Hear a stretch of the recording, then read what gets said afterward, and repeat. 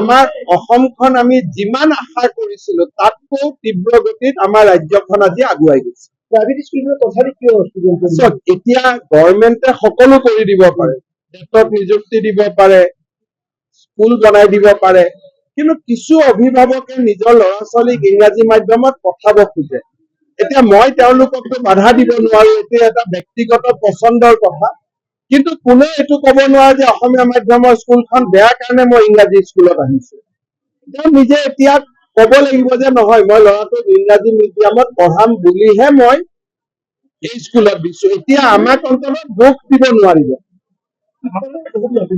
শিক্ষকৰ নাটনি নাই, কিন্তু ঘটনাটো হ'ল যে আমাৰ একোখন 1 কিলোমিটাৰ ভিতৰত এখন LP স্কুল হ'ব লাগে, 5 কিলোমিটাৰত এখন হাইস্কুল হ'ব লাগে। এতিয়া আপোনালোকে চাওক, যদি দুমনি চকীৰ পৰা বাইহাটা চাৰিআলি হিচাপ কৰে 5 কিলোমিটাৰত এখন স্কুল হ'ব লাগে, ইয়াত কিমানখন স্কুল আছে? গতিকে অসমত স্কুলৰ সংখ্যাটো নেশ্যনেল এডুকেশ্যন পলিচিয়ে সিদ্ধান্ত লোৱাতকৈ বহুত বেছি। সেইকাৰণে চৰকাৰে অসুবিধা পায় আৰু শিক্ষকৰ নিযুক্তি দিলেও শিক্ষকসকলে ট্ৰান্সফাৰ বিচাৰি থাকে নিজৰ নিজৰ ঘৰলৈ, নিজৰ নিজৰ গাঁৱলৈ। সেইকাৰণে কাগজত নাটনি নাই, কিন্তু প্ৰেক্টিকেলি